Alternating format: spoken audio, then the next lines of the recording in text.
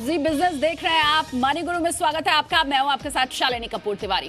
कई बार ये देखने को मिलता है कि किसी ने लोन ले लिया और उसके लिए अप्लाई किया, लेकिन लोन उसे मिला नहीं। बैंक उसके खराब क्रेडिट स्कोर का हवाला देकर के लोन देने से मना कर देते हैं।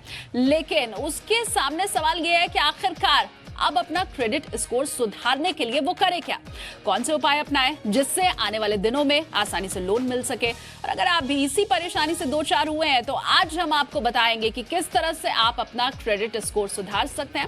और हमारी इस कोशिश में हमारा साथ देंगी पैसाबाजार.com की chief product officer Radhika Benani. Radhika, बहुत स्वागत है शो में आपका। और राधिका, क्रेडिट स्कोर को लेकर के तमाम चीजों के ऊपर बारीकी से आज हम चर्चा करेंगे। व्यूवर्स को मैं अभी बता दूं कि आप अगर चाहें तो राधिका से कोई सवाल पूछ सकते हैं। ट्विटर और फेसबुक दोनों ही जगह हम लाइव है। कमेंट सेक्शन में अपने सवाल आप लिखिए। क्रेडिट स्कोर, क्रेडिट कार्ड से जुड़ा हुआ आपका कोई भी सवाल है, राधिका उसका जवाब देंगी। और राधिका, शुरुआत जैसा कि क्रेडिट स्कोर से हम करने ही वाले हैं, किस तरह से सुधारें ये बात की बात है। सबसे पहले व्यूवर्स को आप ये बताइए, खराब होता ही क्यों है क्रेडिट स्कोर? क्रेडिट स्कोर 2-3 वजह से खराब होता है, बट बहुत फर्स्ट वाला बात यह है कि आप अपने लोन लेके उसका रीपेमेंट नहीं करते हैं, तब उसके वजह से स्कोर पहले बार खराब होता है। दूसरा चीज़ है कि आप बार बार क्रेडिट के लिए अप्लाई करते हैं, वो भी बैंक्स देते हैं कि वो कितने भूखे हैं क्रेडिट के लिए, तो वो भूखेपन को देख के उसका क्रेडिट स्कोर कम होता है। और तीसरा रीज़न ये है कि तो आपका यूटिलाइजेशन बहुत हाई है। आपके 100 रुपये का क्रेडिट मिला, आप 50 रुपया यूज़ कर रहे हैं या 60 रुपया यूज़ कर रहे हैं, उसके वजह से भी स्कोर कम हो सकता है। ये खास 3 रीजन है स्कोर कम होने का। चलिए, तो ये 3 अहम रीजन है। और अगर आप चाहते हैं कि आपका क्रेडिट स्कोर अच्छा बना रहे तो कम से कम इन तीनों गलतियों को आप करने से बचें, जैसा कि अभी राधिका ने बताया। और राधिका, क्रेडिट कार्ड की अगर मैं बात करूं, हर हाथ में आज है और ज्यादातर लोगों को हमने देखा है कि वो क्रेडिट कार्ड को दरअसल डेबिट कार्ड की तरह इस्तेमाल करते हैं। तो अगर सही यूज की बात किया जाए, किस तरह से इस्तेमाल सही ढंग से हो सकता है क्रेडिट कार्ड का, इसके बारे में बताइए। हाँ, ठीक बोला आपने। क्रेडिट कार्ड तो सबसे अच्छा तरीका है आपके स्कोर बनाए रखने के लिए। तो क्रेडिट कार्ड का बहुत अच्छा रीज़न भी होता है। फॉर एग्जांपल, जिनको नो स्कोर है, उनका फर्स्ट स्कोर बनाने का तरीका ही क्रेडिट कार्ड होता है, बट उसका अच्छे तरीके से यूज़ करना पड़ता है। इट्स लाइक न्यूक्लियर एनर्जी, जो अच्छा चीज़ है उसको अच्छे से यूज़ करना चाहिए ना। तो उस पर क्या है, पहले क्रेडिट कार्ड का आप टाइम पे प्रीपेमेंट कर सकते हैं। फॉर एग्जाम्पल, आपका इलेक्ट्रिसिटी बिल या आपकी जो टेलीफोन बिल वो हर महीना यूज़ करते, उसके तुरंत पेमेंट कर देते हैं, तो उसका आपका क्रेडिट स्कोर बनाए रख सकते हैं। दूसरा, आप बार बार क्रेडिट कार्ड को एप्लीकेशन मत करिए। कभी ऐसा लगता है कि इसका माइल्स अच्छा है, इसका कैशबैक अच्छा है या इसका कुछ और रिवॉर्ड्स अच्छा है, तो उसके चेंज मत करिए। आप अपना हिसाब से पता कर लीजिए कि आपको कौन सा यूज़ के लिए सबसे ज़्यादा क्रेडिट कार्ड की यूज़ हो जाता है। उसके बाद आप अप्लाई करिए और उसको कार्ड को लगातार यूज़ करते रहिए। और तीसरा चीज़ ये होता है कि वो आप क्रेडिट कार्ड को बाद में आपके यूटिलाइजेशन को कम करने के लिए आपका क्रेडिट लिमिट भी बढ़ा सकते हैं। उससे क्या होगा, आपका लगेगा कि आपके 100 रुपये का लिमिट आप 20 रुपया ही यूज़ करें, तो आपका बैंक से बाद में लोन भी मिल सकता है जब आपको चाहिए। बिल्कुल। और क्रेडिट रिपोर्ट की अगर मैं यहाँ पर बात करूँ राधिका, बहुत से ऐसे लोग होते हैं जिन्हें ये पता ही नहीं होता है कि आखिर उनका क्रेडिट रिपोर्ट कार्ड है कैसा, कितने पॉइंट्स हैं उनके पास और क्या आगे आने वाले वक्त में उन्हें परेशानी हो सकती है या फिर नहीं। क्योंकि अगर आप पहले से अवेयर रहेंगे तो हो सकता है कि आप उसके लिए जरूरी कदम भी उठाएं। तो क्या ऐसे लोगों को आप रेकमेंड करेंगे कि समय समय पे आप अपने क्रेडिट स्कोर को जांचते रहें, किस तरह की आपकी रिपोर्ट है इसके बारे में आप जानकारी रखें और हर कुछ वक्त में आपको एक बार जांच लेना चाहिए? हाँ, ठीक बोला। Because credit score checkup is like your health checkup. जैसे हेल्थ चेकअप के लिए हम लोगों को हर समय हेल्थ चेक करना चाहिए, वैसे क्रेडिट स्कोर का भी चेक करते रहना चाहिए। हमेशा ऐसा होता है, मेरा भी पहले बार ऐसा हुआ था कि जब लोन एप्लीकेशन के टाइम ही मेरा स्कोर पता चला, बट उससे क्या होगा, जब अगर प्रॉब्लम हो तो तुरंत उसका सोल्यूशन नहीं ढूंढ सकते हैं। तो इसीलिए अपने को हर महीने नहीं है तो एटलीस्ट हर 3 महीने में एक बार आपका क्रेडिट स्कोर को चेक करना चाहिए। उससे ये भी हो जाता है, कभी कुछ फ्रॉड फ्रॉड या कुछ आपके अकाउंट में हो जाए वो भी पता चल जाएगा। तो वो अपने को एक रूटीन बना के कोई साइट्स पैसाबाजार.com में भी है और कोई भी साइट्स में जाके अपना क्रेडिट स्कोर हर बार चेक करना चाहिए। ऑनलाइन देखिए अब चीजें बहुत ही आसानी से अवेलेबल हैं, बहुत ज्यादा आपको इधर उधर भटकने की जरूरत नहीं है, घर बैठे आसानी से ऑनलाइन है आप चीजों को पता कर सकते हैं। और राधिका, कहने में ये जितना आसान लग रहा है क्या वाकई उतना आसान है भी? क्रेडिट स्कोर अगर मैं जानना चाहूँ तो क्या ऑनलाइन घर बैठे मैं बहुत इजीली इसको जांच सकती हूँ, और अगर क्रेडिट रिपोर्ट मुझे अपनी चेक करनी है कैसे पॉसिबल है?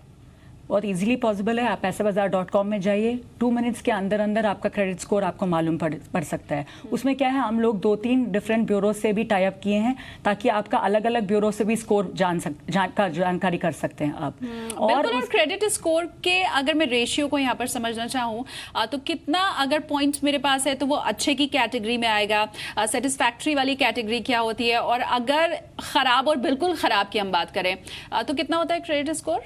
वो 300 से लेके 900 तक के स्कोर होता है। उसमें अराउंड 750 के ऊपर से स्कोर अच्छा है, बट सिर्फ स्कोर लेके इट्स नॉट मार्क जैसा नहीं होता है। उसके अलावा भी उसके अंदर का हेल्थ भी देखना चाहिए। उसमें कितना आपका पास होम लोन है, कितना क्रेडिट कार्ड है, किसमें आपने रीपेमेंट का कैसे किया हुआ है, हिस्ट्री क्या है, सब कुछ देखना चाहिए। सिर्फ स्कोर से हम लोग खुश नहीं हो सकते या दुख नहीं हो सकते, उसके अंदर का चीज़ें भी जानना ज़रूरी है।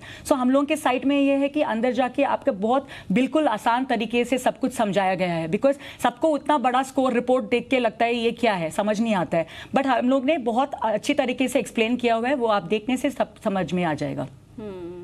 चलिए, तो मतलब कोशिश आपको खुद ही करनी होगी। और देखिए हम आपको इस वक्त स्क्रीन पे दिखा भी रहे हैं कि आपके पास कितना स्कोर है, तो वो अच्छा है या फिर सेटिस्फैक्ट्री है। जो रेशियो है स्कोर का वो भी हमने आपको बताया।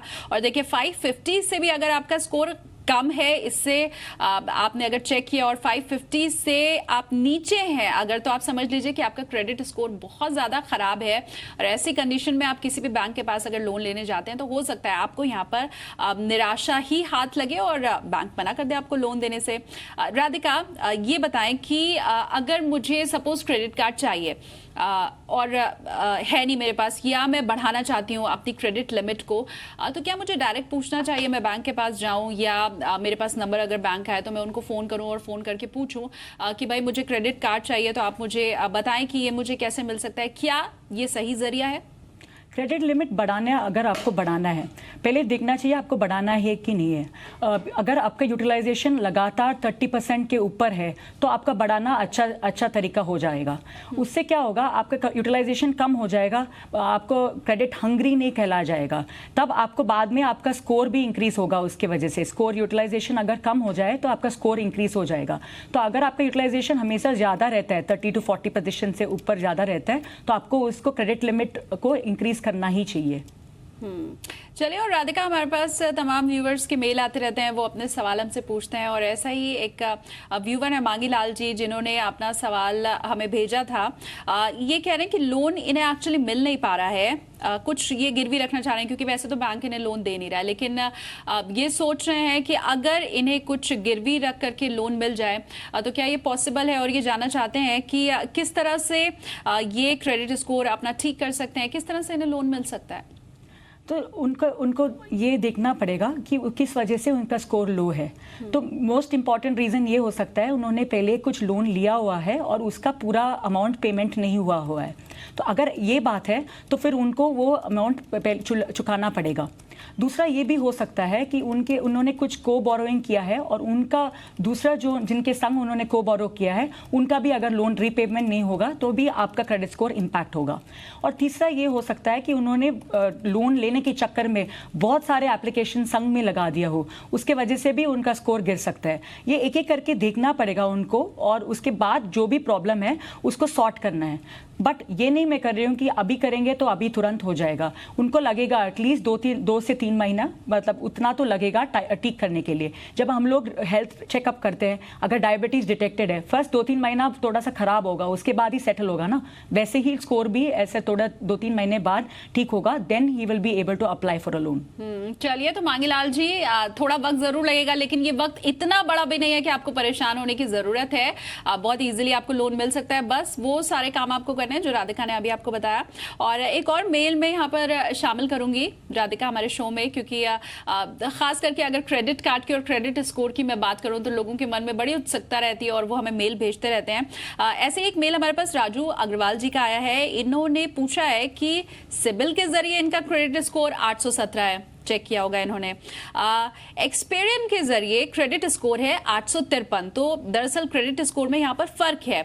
क्या अगर ये होम लोन ले तो इन्हें दरों में छूट मिल सकती है, क्योंकि इनका क्रेडिट स्कोर एक्चुअली अच्छा है, 817 हो या 853 हो, ये दोनों ही क्रेडिट स्कोर अच्छा है। तो क्या ऐसे में ये थोड़ा बार्गेन कर सकते हैं बैंक के पास जाके? उनका स्कोर तो बिल्कुल अच्छा है, उसमें कोई डाउट नहीं है, पर लोन लेने के पहले दो चीज़ें हैं, एक आपका क्रेडिट हिस्ट्री क्या है और दूसरा आपका रीपेमेंट कैपेबिलिटी क्या है। तो उनका जो जितना लोन चाहिए उसके हिसाब से उनका इनकम है या नहीं है वो पहले बैंक चेक करेंगे। तो इनकम चेक वगैरह करने के बाद अगर उनको लोन देने का हो जाएगा तब उनको थोड़ा बहुत नेगोशिएट कर सकते हैं। वेरएज़ इंडिया में क्या है, रिस्क बेस्ड प्राइसिंग, जैसे अगर आपका 800 का स्कोर है और मेरा 600 का स्कोर है, अलग अलग इंटरेस्ट रेट पे लोन देना वो रिस्क बेस्ड प्राइसिंग बोला जाता है। वो अभी इंडिया में बहुत प्रचलित नहीं है। कोई बैंक्स एक्सपेरिमेंट कर रहे हैं, बट अगर वो स्टार्टिंग रेट अगर 8.75 के अराउंड उनको लोन मिल रहा है, उनको जाके कंपेयर करना चाहिए। कोई साइट्स जैसे पैसाबाजार.com में जाके वो कंपेयर कर सकते हैं अलग अलग लोन्स क्या मिल सकता है, और उसमें उनको बाकी फीस वगैरह भी देखना चाहिए, प्रोसेसिंग फीस क्या है, वैल्यूएशन फीस क्या है, वो सब फीस वगैरह चेक करके फिर उनको राइट लोन को चुनना चाहिए। आज हम बात कर रहे हैं कि किस तरह से आप अपना क्रेडिट स्कोर सुधार सकते हैं और आसानी से लोन पा सकते हैं। अगर आपका क्रेडिट स्कोर खराब है, कैसे आप चेक करें, ये तमाम चीजें राधिका से हमने ब्रेक के पहले जानी थी। और राधिका, अगर यहाँ पर मैं ईएमआई की बात करूं तो बहुत से लोग ऐसे होते हैं जो भूल जाते हैं ईएमआई का सही वक्त पर पेमेंट करना।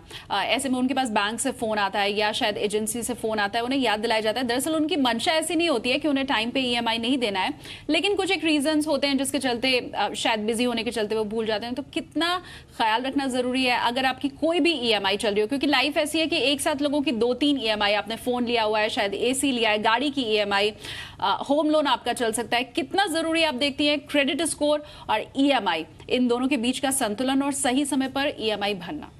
वो सबसे बड़ा रीज़न है क्रेडिट स्कोर गिरने का। तो ईएमआई का एक दो तरीका, सिंपल स्मार्ट सॉल्यूशंस हो सकता है। एक तो अपने ये कर सकते हैं, बैंक से बात करके ईएमआई अपना सैलरी डेट के तुरंत बाद वाला दिन कर सकते हैं। जैसे आपका सैलरी डेट अगर 30th या 31st ऑफ एवरी मंथ हो तो आपका 1 तारीख या 2 तारीख आपका ईएमआई शेड्यूल कर सकते हैं। उससे ये होगा कि सैलरी आते ही तुरंत आप अपना ईएमआई चुका सकते हैं।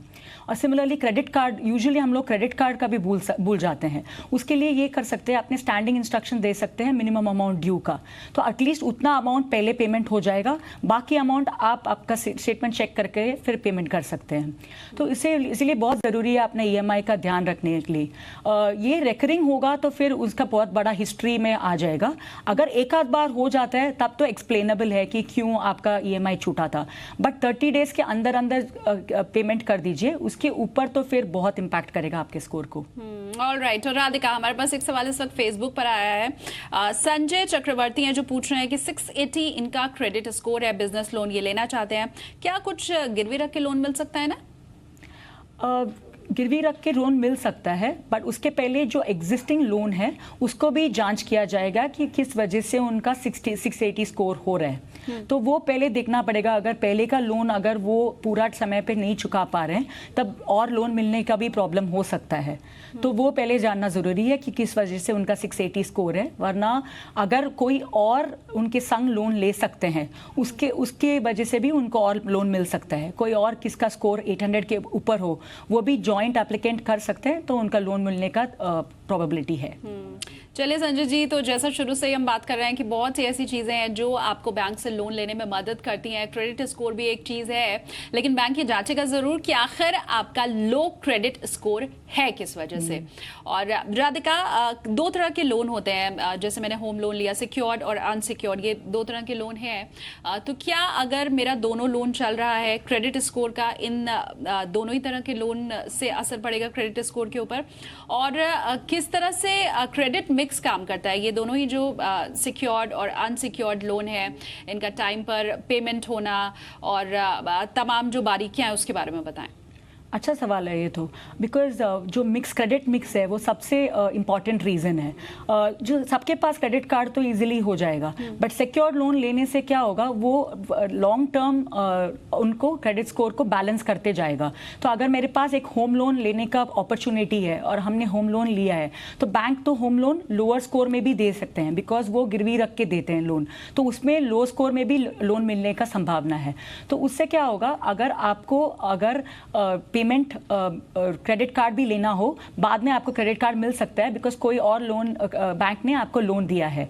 तो मिक्स इज वेरी इंपॉर्टेंट, तो आपको दोनों मिक्स हो जाना चाहिए।